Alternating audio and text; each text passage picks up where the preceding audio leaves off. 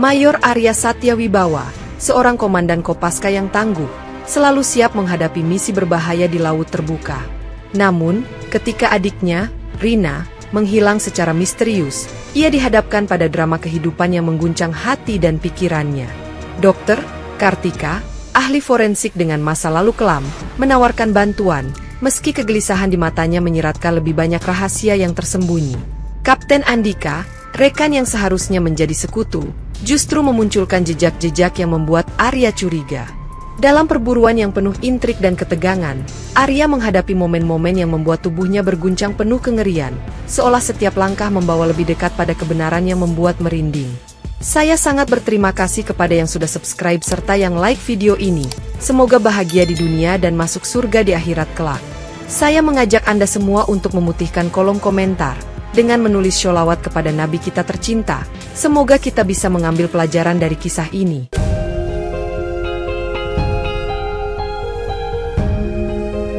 Mayor Arya Satyawibawa berdiri di atas dek kapal Kopaska, memandang laut biru yang tenang sambil mendengarkan suara mesin yang bergetar. Namun pikirannya terganggu oleh kabar hilangnya Rina, adik perempuannya. "Mayor, latihan akan dimulai dalam 10 menit, ujar Letnan Radit dengan hormat. Tetapi Arya hanya mengangguk tanpa mengalihkan pandangannya. Di kejauhan, sebuah perahu kecil melintas, membawa seorang pria tua yang mendayung perlahan. Ia berhenti, melambaikan tangan seolah ingin menarik perhatian. "Pak, Anda tidak boleh berada di sini," seru Radit. Tetapi pria itu mendekat dan berkata dengan suara parau, "Ada sesuatu yang harus Anda ketahui, Tuan, ada nama Rina di daftar ini." Arya mendekat dengan langkah cepat, mengambil secari kertas kumal yang diberikan pria tersebut. Matanya langsung terpaku pada tulisan tangan kasar yang memuat nama-nama perempuan muda yang dilaporkan hilang.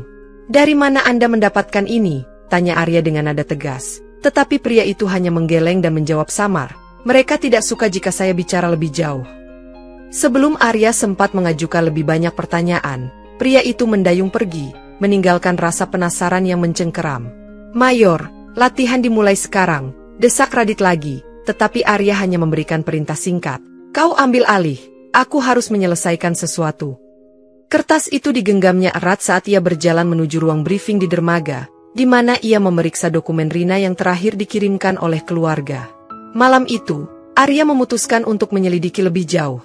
Meski ia tahu melangkah ke dalam dunia ini berarti membuka pintu bahaya yang tak pernah ia bayangkan.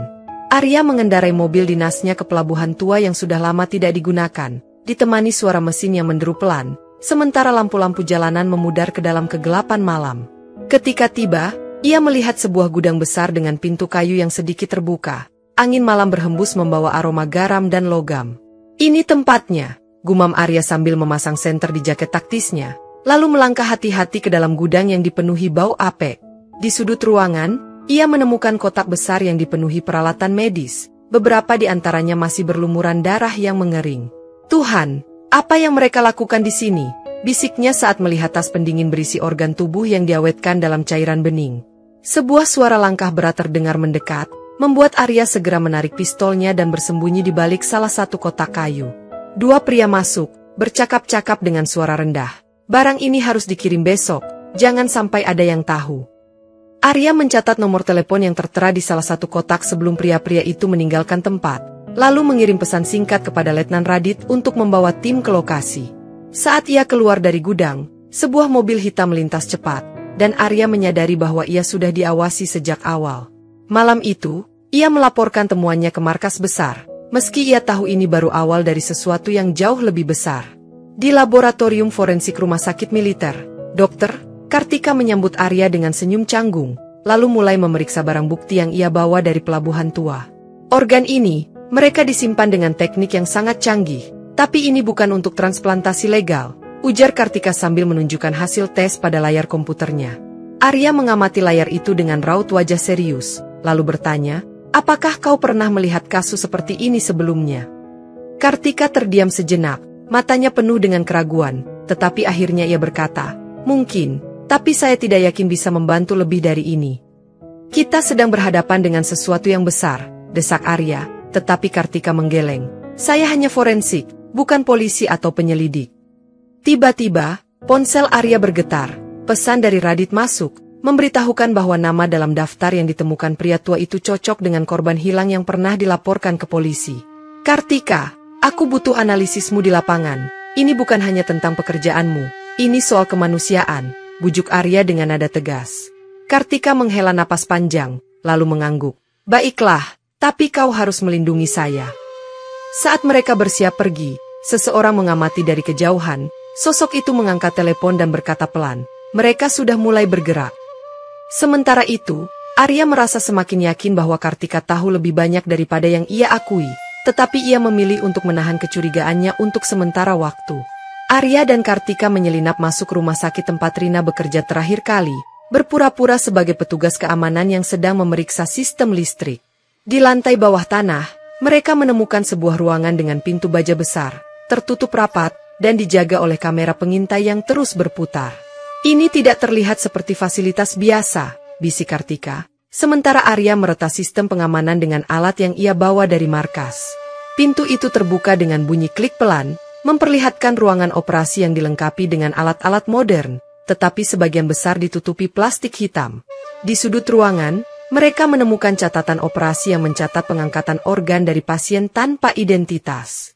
Mereka memanfaatkan orang-orang yang tidak akan dicari, tunawisma, migran, siapa saja, ujar Kartika dengan suara bergetar. Sebelum mereka bisa membawa bukti keluar, suara langkah kaki mendekat, dan Arya dengan cepat mematikan lampu ruangan, menarik Kartika bersembunyi di balik meja operasi. Dua pria masuk, membawa tandu dengan tubuh yang ditutupi kain putih, dan meletakkannya di atas meja operasi sebelum berbicara pelan. Dokter bilang operasi ini harus selesai sebelum pagi. Arya mencoba mengambil gambar dari kejadian itu tanpa menimbulkan suara, tetapi Kartika yang gemetar tanpa sengaja menjatuhkan sebuah alat. Saat alarm berbunyi, mereka berdua lari secepat mungkin keluar dari ruangan, tetapi di lorong, bayangan seseorang muncul, menunggu mereka dengan pistol terarah. Kapten Andika datang ke ruang briefing dengan wajah penuh keyakinan, membawa dokumen yang tampaknya relevan dengan kasus yang sedang diselidiki. Mayor, saya punya beberapa kontak yang bisa membantu mempercepat investigasi ini, ujar Andika dengan nada tegas, membuat Arya mempertimbangkan tawaran itu. Namun, saat malam tiba dan Arya meninggalkan markas sementara untuk memeriksa lokasi lain, Andika tampak sibuk di ruang komputer tim. Dengan langkah tenang tapi mencurigakan, Andika mulai menghapus beberapa file yang ditemukan dari pelabuhan tua, terutama yang memuat data korban. Kita tidak butuh semua informasi ini, gumam Andika sambil memastikan jejak digitalnya tertutup rapat sebelum meninggalkan ruangan. Keesokan paginya, Arya kembali dan menemukan kejanggalan saat mencoba mengakses file yang sebelumnya lengkap. Radit, siapa yang terakhir menyentuh komputer ini? Tanya Arya, dan Radit menjawab ragu. Hanya Kapten Andika, Mayor. Arya mulai merasa bahwa seseorang dalam timnya memiliki agenda tersembunyi, tetapi ia memutuskan untuk mengamati lebih jauh sebelum bertindak. Aku harus memastikan siapa yang bisa dipercaya, pikir Arya sambil mengamankan salinan data yang tersisa di drive pribadinya. Saat itu, Andika terlihat dari jauh, tersenyum ramah, tapi mata Arya menangkap sesuatu yang tidak bisa ia abaikan begitu saja. Dengan menyamar sebagai pembeli, Arya bertemu Sakti Widianata di sebuah bar kumuh di pinggiran Jakarta, tempat transaksi ilegal sering terjadi. Sakti, mantan anggota militer dengan reputasi kelam, memandang Arya dengan mata tajam, seolah tahu ada sesuatu yang lebih dari sekadar bisnis di pertemuan ini. Kau mau informasi? Itu bukan barang murah, kata Sakti sambil menyeruput kopi hitam yang disediakan pelayan bar. Arya meletakkan amplop berisi uang di atas meja, lalu menjawab pelan. Aku tidak hanya mencari informasi, aku juga butuh kepastian. Sakti tertawa kecil, lalu berkata, ada gudang di luar Jakarta, tempat mereka menyimpan organ sebelum dijual ke luar negeri. Lokasinya di mana? Tanya Arya. Dan Sakti memberikan koordinat dengan syarat. Aku butuh perlindungan, setelah ini, aku bukan hanya musuh mereka, aku target utama. Saat Arya setuju, Sakti memperingatkan, jaringan mereka lebih besar dari yang kau kira, jangan buat kesalahan. Setelah pertemuan itu, Arya melapor ke tim dan mulai merencanakan serangan ke gudang tersebut. Namun, di sudut bar, seseorang diam-diam memotret pertemuan itu dan segera menelepon seseorang. Arya sudah mulai bergerak. Mereka tahu tentang gudang. Arya kembali ke markas dengan perasaan waspada, menyadari bahwa langkah ini bisa menjadi perangkap mematikan. Tim Kopaska bergerak cepat menuju gudang di luar Jakarta, dengan Arya memimpin operasi dari depan. Malam itu gelap, hanya diterangi bulan purnama, dan suasana di sekitar gudang begitu sunyi hingga terasa mencekam. Ketika Tim mendekat, suara anjing penjaga menggonggong keras, memecahkan kesunyian dan memberi tanda kepada penghuni gudang. Posisi siaga, ini mungkin jebakan, perintah Arya sambil memberi isyarat agar Tim menyebar di sekitar area. Begitu mereka mendobrak masuk, serangan senjata otomatis menyambut, memicu pertempuran sengit yang membuat udara dipenuhi suara tembakan. Arya kehilangan 2 anggotanya dalam baku tembak itu, membuat dadanya terasa terbakar oleh rasa bersalah dan amarah. Di tengah kekacauan, Radit berhasil mengambil 1 laptop yang mereka yakini menyimpan data penting sebelum mereka mundur dari lokasi. Saat kembali ke markas, Arya mengamati laptop itu dengan penuh harap, tetapi wajahnya penuh luka dan matanya mencerminkan rasa kehilangan. Mereka tahu kita akan datang, kata Radit dengan nada getir, membuat Arya sadar bahwa ada pengkhianat di dalam tim. Meski begitu, temuan mereka dari laptop memberikan titik terang yang mungkin akan membawa mereka lebih dekat ke otak jaringan ini. Setelah menguburkan 2 anggotanya, Arya berdiri di depan makam dengan pandangan kosong, sementara Kartika datang dan memegang pundaknya. Kita tidak bisa berhenti di sini, Arya, ujar Kartika dengan suara lembut tapi tegas, mencoba menguatkannya. Laptop yang mereka temukan ternyata menyimpan daftar transaksi, nama pembeli, dan pemasok organ, termasuk nama Rendra Gunawan. Siapa Rendra Gunawan? Tanya Arya, dan Kartika menjelaskan bahwa ia adalah seorang pengusaha besar yang memiliki jaringan rumah sakit di beberapa negara. Dia bukan hanya otak di balik ini, dia adalah simbol kekuatan mereka, tambah Kartika sambil menunjukkan data keuangan yang terhubung ke berbagai rekening luar negeri. Di saat yang sama, keluarga korban datang ke markas, memohon agar Arya membawa keadilan bagi orang-orang yang mereka cintai. Kami percaya pada Anda, Mayor, ujar seorang wanita tua dengan mata penuh harap, membuat Arya merasakan beban tanggung jawab yang semakin besar. Malam itu, Arya memimpin pertemuan tim dengan semangat baru, meski amarah dan kesedihan masih membakar hatinya. Kita tidak hanya melawan mafia, kita melawan sistem yang korup, ujar Arya dengan nada tegas, membuat semua orang di ruangan itu terdiam. Dengan tujuan yang semakin jelas, Arya mempersiapkan rencana besar untuk menghancurkan jaringan mafia ini, meski itu berarti mempertaruhkan segalanya, termasuk nyawanya sendiri. Dalam suasana malam yang tenang di markas sementara, Kartika memutuskan untuk menceritakan rahasia yang selama ini ia pendam kepada Arya. Aku pernah bekerja untuk Rendra, ucapnya dengan suara lirih, membuat Arya menatapnya tajam sambil menghentikan pekerjaannya. Kartika melanjutkan, saat itu aku baru lulus sebagai dokter, penuh idealisme, tapi Rendra memperalatku untuk operasi ilegal ini. Ia menjelaskan bahwa banyak korban yang datang ke rumah sakit tanpa identitas, dan semua organ mereka diambil tanpa izin atau alasan medis. Aku mencoba melarikan diri, dan berhasil, tapi aku tidak bisa menyelamatkan mereka, tambahnya dengan mata berkaca-kaca, penuh rasa bersalah. Arya terdiam, membiarkan Kartika mengeluarkan semua perasaannya, sementara pikirannya memutar rencana untuk melindungi mereka dari bahaya. Kalau kau tetap membantu kami, mereka akan mencarimu, kata Arya. Tetapi Kartika menjawab tegas, aku tidak peduli, ini saatnya aku memperbaiki kesalahanku. Pengakuan ini membuat Arya semakin sadar bahwa bahaya yang mereka hadapi lebih besar dari yang ia bayangkan sebelumnya. Dalam hatinya, Arya merasa simpati kepada Kartika, tetapi ia juga mulai mempertanyakan sejauh mana kepercayaan bisa diberikan kepadanya. Kita akan menghadapi ini bersama, ujar Arya akhirnya, meski ia tahu kata-kata itu hanyalah janji yang sulit dipastikan. Informasi dari data laptop membawa Arya dan timnya ke sebuah pulau terpencil yang tidak terdaftar dalam peta resmi, dikelilingi oleh hutan lebat dan perairan berbahaya. Mereka tiba di dermaga kecil yang tampak sepi, tetapi suasana mencekam terasa dari bangunan-bangunan kumuh yang tertutup rapat. Ini pasti tempatnya, bisik Radit sambil memegang peta, sementara Arya memeriksa senjatanya dengan ketelitian ekstra. Saat mereka menyusuri bangunan itu, mereka menemukan dokumen dan alat-alat medis yang mengindikasikan eksperimen ilegal yang dilakukan di sana. Mereka bekerja sama dengan jaringan internasional, kata Kartika saat membaca dokumen yang menunjukkan kontrak dengan organisasi asing. Namun, sebelum mereka bisa mengumpulkan lebih banyak bukti, sebuah ledakan besar mengguncang area dermaga, menghancurkan kapal mereka. Mundur ke dalam hutan, kita sudah terjebak, seru Arya sambil memimpin timnya menjauh dari perairan yang kini dipenuhi pecahan kapal. Dengan bekal seadanya, mereka memutuskan untuk bersembunyi di dalam hutan sambil memikirkan cara untuk keluar dari pulau itu. Mereka tahu kita datang, ujar Radit dengan nada putus asa. Tetapi Arya menjawab tegas, kita belum kalah. Malam itu, mereka menyusun rencana untuk bertahan hidup dan tetap melanjutkan misi, meskipun keadaan tidak berpihak kepada mereka. Setelah bermalam di hutan, Arya dan timnya menemukan kapal kecil yang ditinggalkan, yang mereka gunakan untuk mendekati laboratorium di sisi lain pulau. Dari kejauhan, mereka melihat bangunan laboratorium dengan lampu terang benderang, dikelilingi oleh penjaga bersenjata lengkap.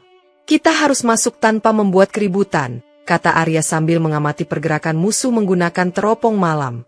Dengan hati-hati, mereka menyusup melalui jalur laut, menyembunyikan kapal di balik karang sebelum merangkak masuk ke area fasilitas. Di dalam laboratorium, mereka menemukan ruangan besar dengan meja operasi yang penuh dengan alat medis dan tubuh-tubuh muda yang terbaring tak sadarkan diri. Anak-anak ini korban, mereka tidak lebih dari barang dagangan, bisik Kartika dengan suara tercekat, membuat Arya menggenggam senjatanya lebih erat. Ketika melihat seorang dokter melakukan operasi ilegal, Arya hampir menyerbu masuk, tetapi Radit menahannya. Kita perlu bukti dulu. Mereka memotret semua yang mereka lihat, termasuk catatan operasi dan daftar nama korban yang mencakup anak-anak dari berbagai negara. Ini bukan lagi soal balas dendam, ini soal keadilan, pikir Arya, merasakan perubahan besar dalam motivasinya untuk melawan jaringan ini. Namun, sebelum mereka bisa pergi, alarm berbunyi, dan para penjaga mulai mengepung fasilitas, membuat mereka terpaksa bersembunyi di salah satu ruangan.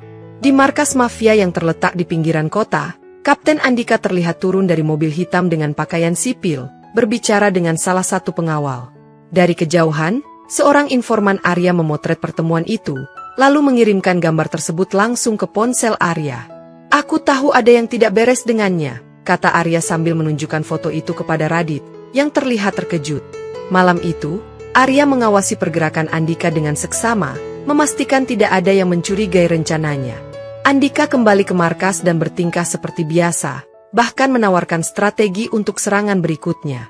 Kau yakin kita bisa percaya padanya? Tanya Kartika, tetapi Arya hanya menjawab, aku butuh bukti nyata sebelum bertindak. Diam-diam, Arya mulai memasang perangkat pelacak di peralatan Andika, berharap bisa menemukan bukti konkret keterlibatannya. Saat malam semakin larut, Andika terlihat sibuk dengan laptopnya, mengetik pesan-pesan rahasia yang dikirim ke seseorang yang tidak dikenal.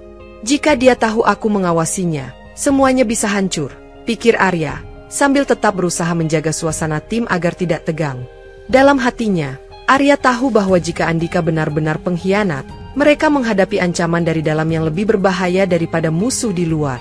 Dengan informasi dari Sakti, Arya menyamar sebagai salah satu staf hotel untuk menyelinap ke acara eksklusif tempat Rendra bertemu investor asing.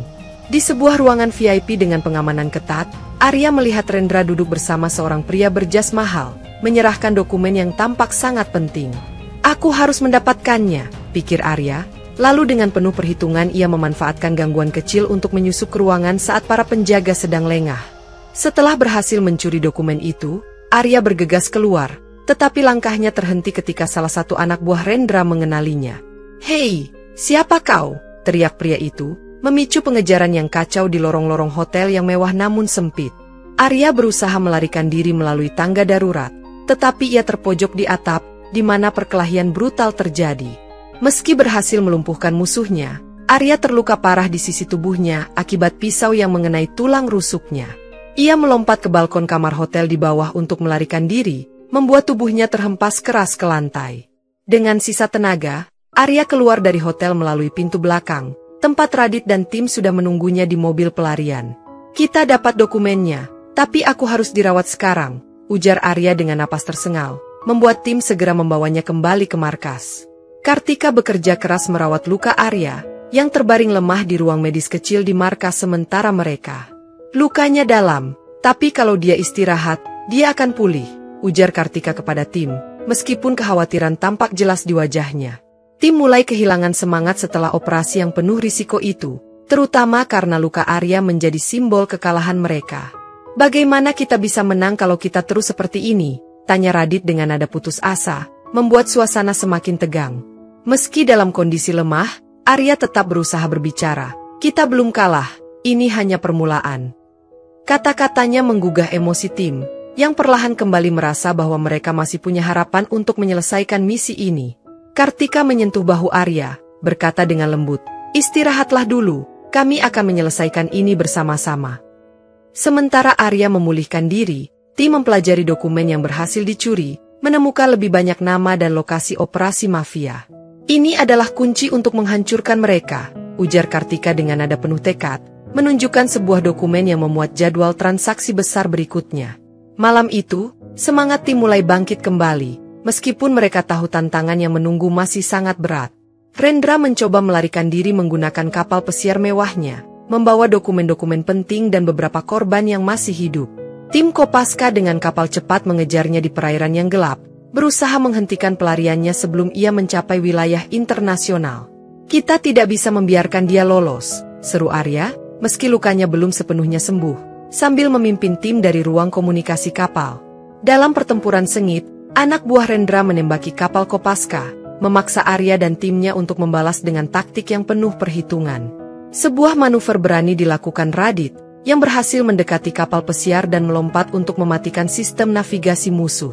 Arya dan beberapa anggota tim menyusul naik ke kapal pesiar, bertarung langsung melawan anak buah Rendra di geladak yang sempit.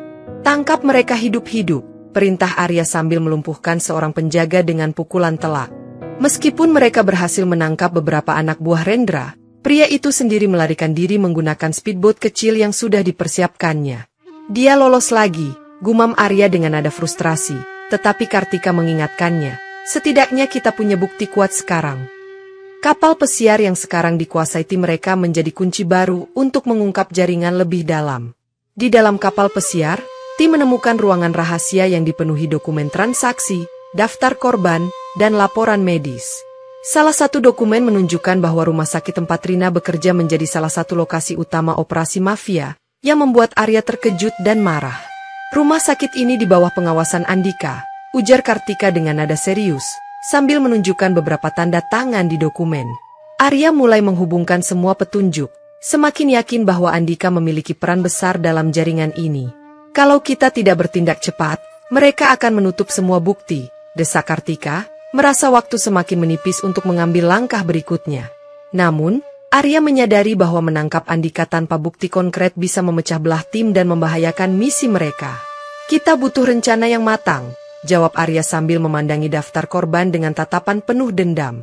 Malam itu, Arya mengadakan rapat darurat, membagi tugas untuk menyelidiki rumah sakit tanpa memancing kecurigaan. "Jika Andika terlibat, dia akan tahu kita sudah di ujung jalan," ujar Arya dengan nada berat, menyadari risiko besar yang mereka hadapi. Dalam hati, Arya berjanji bahwa ia akan membawa keadilan, tidak peduli seberapa tinggi harga yang harus dibayarnya. Arya mengatur pertemuan dengan Andika di sebuah gudang tua di pinggir kota, menggunakan alasan bahwa ia membutuhkan bantuan mendesak untuk mempercepat penyelidikan. "Aku percaya padamu, Kapten, hanya kau yang bisa kuandalkan sekarang," ujar Arya dengan nada serius, menyembunyikan rasa curiganya di balik wajah tenangnya. Namun, saat percakapan berlangsung, Arya mulai mengajukan pertanyaan yang mengarah pada pengkhianatan, membuat Andika terkejut. "Apa maksudmu? Aku ada di pihakmu," balas Andika dengan nada defensif. Namun sorot matanya memperlihatkan ketegangan yang sulit disembunyikan. "Jadi kenapa nama rumah sakit yang kau awasi muncul dalam dokumen transaksi mereka?" tanya Arya, memojokkan Andika yang mencoba mencari alasan. Andika berusaha menyangkal, tapi nada bicaranya berubah semakin kasar, bahkan menuduh Arya mencoba memecah belah tim. Ketegangan memuncak ketika Arya mengeluarkan rekaman suara yang ia temukan dari salah satu dokumen di kapal pesiar, yang secara tidak langsung mengaitkan Andika. "Ini tidak cukup untuk menuduhku, kau hanya melihat apa yang ingin kau lihat," teriak Andika, sebelum meninggalkan pertemuan dengan penuh emosi. Arya menyaksikan kepergian Andika dengan tatapan tajam, menyadari bahwa ia harus bermain lebih cerdas untuk mengungkap kebenaran sepenuhnya. Kalau dia benar-benar terlibat, ini akan menjadi permainan yang jauh lebih berbahaya, gumam Arya sambil mengepalkan tangannya. Malam itu, markas sementara tim Kopaska diteror dengan ledakan besar yang menghancurkan sebagian besar fasilitas mereka. "Semua tiarap," teriak Arya saat suara letusan keras mengguncang tempat mereka, diikuti oleh serangan kelompok bersenjata yang mendobrak masuk. Dalam kekacauan itu, Sakti berlari ke arah Arya, menariknya dari reruntuhan dan membawa ke tempat aman. "Kita tidak punya waktu, mereka akan menyapu bersih semua," teriak Sakti, sambil membantu Arya yang masih terhuyung-huyung akibat ledakan. Kartika memimpin evakuasi para anggota yang terluka, meski suasana penuh kepanikan dan serangan terus berlangsung. Banyak data penting yang belum sempat diselamatkan, termasuk dokumen yang baru saja mereka dapatkan dari kapal pesiar. Arya melihat para penyerang itu menarik diri setelah menghancurkan segala yang bisa mereka capai, meninggalkan kehancuran yang masif. Ini adalah pesan dari Rendra, ujar Arya dengan nada murka, menyadari bahwa mereka kini menjadi target utama. Sementara tim berkumpul di tempat yang lebih aman, Arya mulai menyusun rencana balasan, meski waktu terasa semakin menipis. Kita tidak bisa menunggu lebih lama, kali ini, kita yang akan menyerang, ucap Arya dengan suara penuh tekad. Kartika menghampiri Arya di tengah malam, membawa informasi penting tentang lokasi terakhir Rina yang ia dapatkan dari data yang sempat diamankan.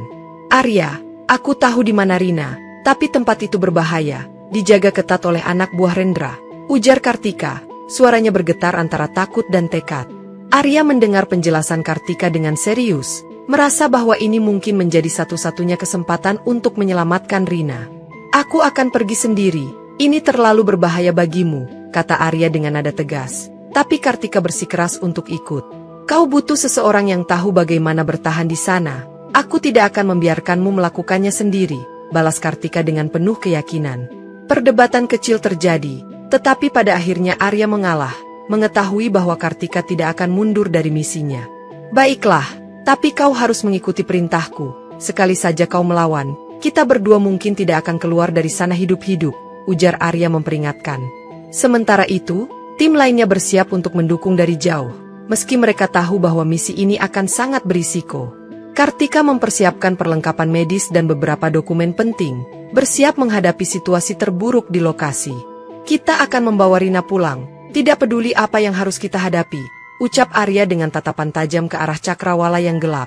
Dengan strategi yang matang, tim Kopaska menyerbu sebuah klinik rahasia di pinggir kota yang diduga menjadi pusat operasi utama jaringan Rendra.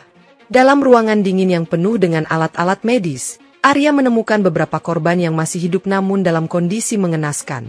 Kita harus membawa mereka keluar sekarang, ujar Arya sambil memeriksa keadaan para korban yang terbaring lemah di ranjang. Perlawanan dari anak buah Rendra terjadi, tetapi tim Kopaska berhasil mengatasi mereka dengan presisi yang terlatih. Meski klinik berhasil dikuasai, Arya tidak menemukan tanda-tanda keberadaan Rina, membuatnya semakin frustrasi.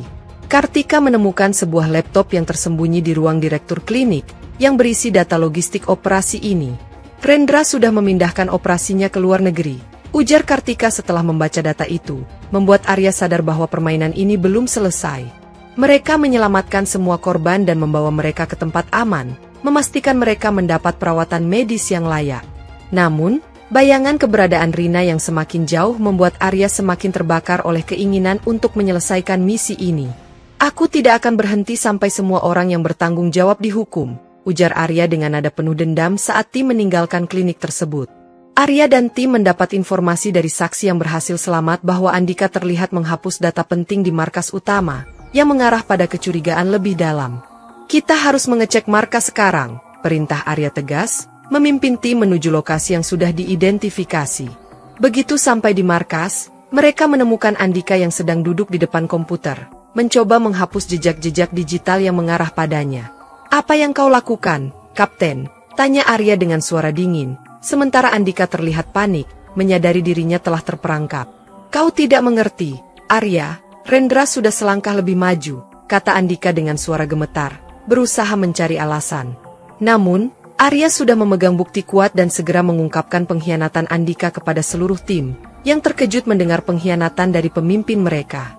Kita tidak bisa membiarkan ini berlalu begitu saja, ujar Arya, menatap Andika yang kini terbaring di tanah, sementara tim mengikatnya untuk ditahan.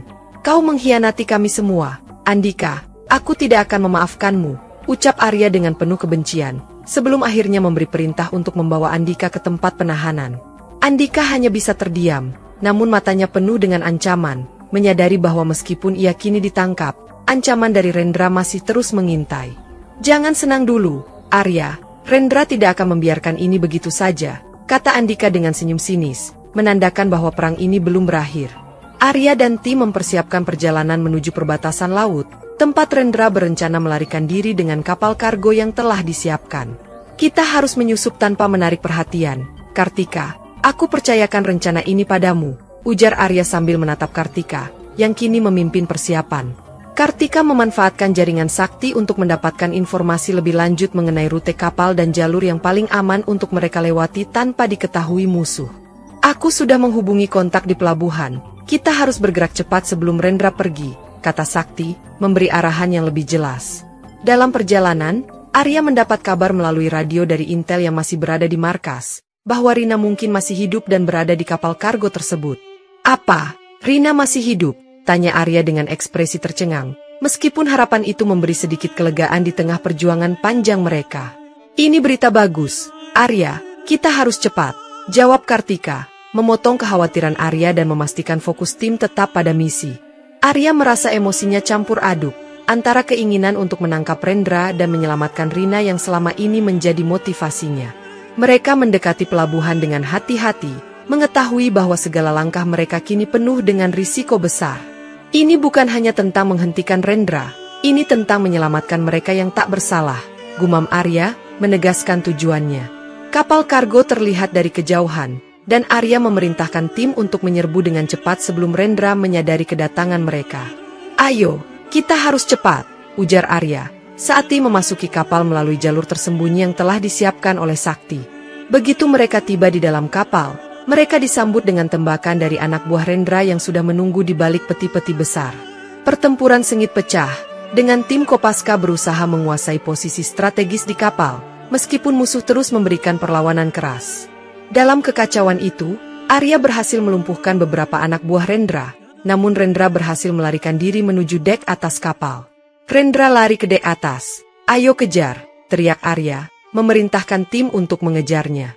Di saat yang sama, Kartika menemukan Rina di sebuah ruangan gelap, terbaring lemah dan terikat, namun masih hidup. Rina, kau aman sekarang, kami datang untuk menyelamatkanmu, kata Kartika dengan lembut, mencoba menghibur Rina yang tampak tak percaya. Sementara itu, Arya dan tim terus berusaha mengejar Rendra, yang bersembunyi di tempat yang lebih tinggi di kapal. Kita harus menangkapnya hidup-hidup, jangan biarkan dia melarikan diri, perintah Arya dengan suara penuh tekad, meski pertarungan semakin sengit. Rendra akhirnya tertangkap setelah perjuangan panjang, tetapi ia tidak menyerah begitu saja. Kalian pikir ini akan berakhir di sini? Tanya Rendra dengan senyum sinis saat ia ditangkap dan dibawa ke ruang interogasi. Aku sudah tahu kalian akan datang, tapi kalian tidak tahu siapa yang sebenarnya mendanai operasi ini, kata Rendra dengan nada menggoda, seolah memiliki kartu truf di tangan. Kau masih mencoba menakut-nakuti kami, Rendra, siapa yang ada di belakangmu? Tanya Arya, memaksanya untuk mengungkapkan lebih banyak. Rendra tertawa kecil, lalu berkata, ini bukan hanya mafia lokal, ada organisasi internasional yang terlibat dalam bisnis ini. Arya terdiam, menyadari bahwa meskipun mereka berhasil menghentikan Rendra, ancaman yang lebih besar mungkin sedang mengintai di balik bayang-bayang. Kalian tidak akan pernah bisa menghentikan mereka. Mereka lebih kuat dari yang kalian kira, ujar Rendra dengan sinis, seolah memberi peringatan bahwa perjuangan ini belum selesai. Kami akan terus melawan, dan kita akan menghancurkan semua jaringan yang ada, balas Arya dengan suara penuh tekad, menegaskan bahwa ia tidak akan berhenti sampai keadilan tercapai. Namun, kata-kata Rendra meninggalkan jejak kekhawatiran di hati Arya. Misi ini mungkin baru saja dimulai, dan musuh yang mereka hadapi lebih besar dari yang mereka bayangkan. Kita akan terus berjuang, Rendra, tidak peduli apa yang menunggu di depan, gumam Arya, memandang ke depan dengan tekad yang semakin menguat. Kapal yang mereka tumpangi mulai terguncang hebat, tanda bahwa sesuatu yang besar akan terjadi. Ayo, cepat, kita harus segera menuju dek atas, teriak Arya kepada timnya, namun langkah mereka terhenti ketika sebuah ledakan besar mengguncang kapal. Sakti, teriak Kartika saat melihat sosok Sakti berdiri di dekat tempat yang meledak. Tubuhnya terlontar ke udara. Arya segera berlari menuju pusat ledakan, hanya untuk menemukan Sakti sudah tak bernyawa. Tubuhnya penuh luka bakar dan tak dapat diselamatkan. Dia mengorbankan dirinya untuk memberi kita waktu, kata Arya, dengan suara tertahan, menyadari bahwa tim mereka kehilangan seorang pejuang hebat. Aku berjanji pada diriku sendiri, Sakti, misi ini tidak akan berhenti sampai kami menghentikan Rendra dan semua yang terlibat, ucap Arya dengan mata penuh tekad. Tim Kopaska yang hadir di sekitar tempat ledakan kini merasa kehilangan besar, tetapi mereka tahu, pengorbanan Sakti tidak bisa sia-sia. Kita harus tetap bergerak, Rendra tidak akan menunggu kita, kata Arya, meski hatinya terasa hancur karena kehilangan teman sekaligus informan berharga.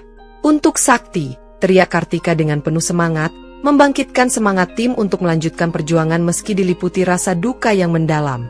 Mereka melanjutkan perjalanan menuju dek atas, dengan keyakinan bahwa perjuangan mereka harus terus berlangsung demi menghentikan kejahatan yang lebih besar. Rendra akhirnya berada di hadapan mereka, terikat di kursi interogasi dengan mata penuh kebencian. "Kau bisa membunuhku, tapi kau tidak akan pernah tahu siapa yang mendanai semua ini," kata Rendra dengan senyum menantang. Arya menghela napas panjang, lalu berkata, "Aku tidak perlu tahu siapa mereka, Rendra. Yang kuinginkan sekarang hanya keadilan untuk semua korban." Keadilan? Tidak ada yang seperti itu di dunia ini, Arya. Mereka yang punya uang adalah yang berkuasa, ujar Rendra dengan nada sinis. Namun, sebuah perangkat elektronik yang ditemukan di saku Rendra memberikan petunjuk baru. Sebuah alamat yang terhubung dengan jaringan rumah sakit internasional yang sangat besar. "Apa ini, Rendra?" tanya Arya, menunjukkan peta digital yang ditunjukkan perangkat tersebut, yang mengarah ke beberapa rumah sakit di luar negeri. Itu hanya sebagian kecil dari jaringan yang lebih besar, jawab Rendra, namun tidak memberikan informasi lebih lanjut. Arya menyadari bahwa meskipun Rendra sudah ditangkap, ancaman yang mereka hadapi jauh lebih besar dan lebih kompleks dari yang ia bayangkan. "Kami akan menghancurkan jaringan ini, Rendra, tidak peduli berapa banyak waktu yang kami butuhkan," kata Arya dengan suara penuh tekad, meskipun tahu bahwa mereka akan menghadapi banyak rintangan ke depan. Rendra hanya tersenyum sinis, tahu bahwa meskipun ia kalah dalam pertempuran ini, peperangan yang lebih besar akan segera dimulai. Rina terbangun di rumah sakit dengan perasaan bingung, tubuhnya lemah dan penuh luka, namun ia merasa sedikit tenang melihat Arya berada di sampingnya. Kau baik-baik saja?" tanya Arya dengan suara lembut, meskipun matanya penuh kecemasan. Aku tidak tahu harus berkata apa. Aku merasa terperangkap dalam mimpi buruk," jawab Rina dengan suara serak, perlahan mulai mengingat kejadian yang telah menimpanya. Arya menggenggam tangannya, mencoba memberikan kenyamanan meski rasa sakit dan amarahnya terhadap mafia yang telah menyiksa Rina masih membara. "Aku akan melindungimu, Rina, kita akan mengakhiri semua ini," ucap Arya, dengan keyakinan bahwa meskipun ia menghadapi tantangan besar, ia tidak akan pernah menyerah. Dalam proses pemulihan, Rina mulai menceritakan pengalamannya, dan setiap kata yang terucap semakin membuka gambaran tentang kekejaman yang dialaminya selama ini. Arya mendengarkan dengan penuh perhatian, namun di dalam hati, ia merasa gelisah, ancaman yang lebih besar kini ada di depan mata.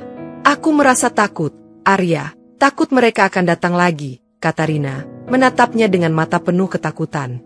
"Mereka tidak akan datang lagi, Rina, kita akan menghancurkan jaringan mereka," jawab Arya, namun hatinya tidak sepenuhnya yakin dengan kata-katanya. Sementara Rina mulai pulih secara fisik, Arya tahu bahwa meskipun ia bisa menyelamatkan Rina, perjuangan yang sesungguhnya baru saja dimulai. Kartika duduk di meja, matanya tampak ragu, dan Arya bisa merasakan ketegangan yang ada di antara mereka. "Ada sesuatu yang harus aku katakan, Arya, sesuatu yang selama ini aku sembunyikan," kata Kartika, suaranya penuh keraguan. Arya menatapnya, tidak yakin apa yang akan keluar dari mulut Kartika, tetapi ia tahu bahwa ini adalah saat yang penting. "Apa itu, Kartika? Kita tidak punya banyak waktu," ujar Arya, mempercepat pembicaraan karena ancaman besar yang masih menunggu di depan. Dengan napas berat, Kartika akhirnya mengungkapkan bahwa ia memiliki daftar nama pelaku yang terlibat dalam jaringan internasional, yang ia temukan saat bekerja di rumah sakit. "Aku takut jika data itu keluar, aku akan menjadi target mereka," kata Kartika. Matanya mulai berlinang air mata karena ketakutannya. "Kita akan melindungimu, Kartika. Kita tidak akan membiarkan mereka menghancurkan hidupmu," jawab Arya dengan tegas, meyakinkan Kartika untuk mempercayai timnya. Kartika akhirnya setuju untuk menyerahkan daftar tersebut, dan Arya tahu bahwa ini adalah kunci untuk menghancurkan jaringan mafia organ internasional yang lebih besar. "Jika data ini sampai jatuh ke tangan yang salah, semua yang kita lakukan akan sia-sia," kata Kartika, tetapi Arya meyakinkannya bahwa mereka akan melindunginya. "Kita tidak akan berhenti, Kartika, kita akan menghentikan mereka, apapun yang terjadi," balas Arya, semakin yakin bahwa perjuangan mereka kini berada di tahap yang lebih berbahaya dan menentukan. Arya memimpin tim gabungan Kopaska dan Interpol yang telah mempersiapkan operasi besar-besaran untuk menangkap anggota jaringan internasional. "Kita tidak boleh gagal kali ini, semua nyawa yang hilang, semua pengorbanan, tidak boleh sia-sia," kata Arya dengan penuh tekad, memimpin rapat koordinasi tim. Dengan bantuan intelijen dari berbagai negara, mereka memetakan posisi para anggota jaringan yang tersebar di seluruh dunia. Kita akan menyerbu lokasi-lokasi ini secara bersamaan. Waktu adalah hal yang paling penting sekarang, ujar Arya, memimpin dengan penuh keyakinan meskipun kesulitan dan tantangan menghadang. Operasi ini melibatkan beberapa negara yang bekerja sama untuk menghentikan jaringan internasional yang sudah lama beroperasi tanpa terdeteksi. Serangan dimulai sekarang, perintah Arya, dan dalam sekejap, serangan besar-besaran dimulai di berbagai tempat yang telah ditentukan. Di medan pertempuran, Arya mengoordinasikan setiap langkah, memastikan bahwa tidak ada ruang bagi pelaku untuk melarikan diri atau bersembunyi. Meskipun mereka menghadapi perlawanan sengit, tim Arya berhasil menembus pertahanan kuat yang dibangun oleh jaringan tersebut. Kami tidak akan berhenti sampai semuanya tertangkap, seru Arya, saat tim Kopaska berhasil menangkap beberapa tokoh kunci dari jaringan internasional. Setelah beberapa jam operasi, tim akhirnya berhasil mengamankan para tersangka utama, menghancurkan jaringan yang telah bertahan begitu lama. Arya merasa kemenangan ini memberi harapan baru untuk masa depan yang lebih baik. Setelah operasi sukses besar yang menghancurkan jaringan internasional, Rendra dan para anggotanya dijatuhi hukuman berat atas kejahatan mereka. Mereka akhirnya mendapatkan apa yang pantas mereka terima, kata Kartika, melihat para tersangka di proses hukum, meskipun hatinya masih terbelenggu oleh kenangan kelam. Arya, yang telah menjalani banyak pengorbanan, memutuskan untuk pensiun dari Kopaska, meninggalkan dunia yang penuh bahaya dan perjuangan. Aku telah cukup dengan semuanya, saatnya untuk berada di samping Rina, kata Arya kepada timnya, yang terkejut dengan keputusan tersebut. Meski pensiun, Arya tetap menjadi simbol perjuangan melawan kejahatan terorganisir di Indonesia, dihormati dan dikenang sebagai pahlawan. Kita berhasil, Arya, namun jalanmu belum selesai, bukan? Tanya Kartika, mengetahui bahwa meskipun Arya mundur, semangatnya untuk menegakkan keadilan akan terus hidup. Arya tersenyum, melihat Rina yang kini semakin pulih berkat dukungannya, merasa bahwa ia telah melakukan yang terbaik untuk menghentikan kejahatan yang telah merenggut begitu banyak nyawa. Ini adalah awal yang baru, bukan hanya untukku, tapi untuk Rina dan semua orang yang pernah menjadi korban, jawab Arya, menyadari bahwa meskipun perjalanannya sebagai prajurit telah berakhir, perjuangannya untuk keadilan tak akan pernah berhenti. Sebagai seorang mantan Kopaska, Arya kembali ke kehidupan yang lebih damai, namun kenangan tentang para korban dan pertempuran mereka tetap menjadi bagian dari dirinya. Terima kasih, Arya, atas segala pengorbananmu, kata Kartika, mengakui bahwa meskipun Arya pensiun, ia akan selalu dihargai sebagai pahlawan sejati dalam cerita mereka.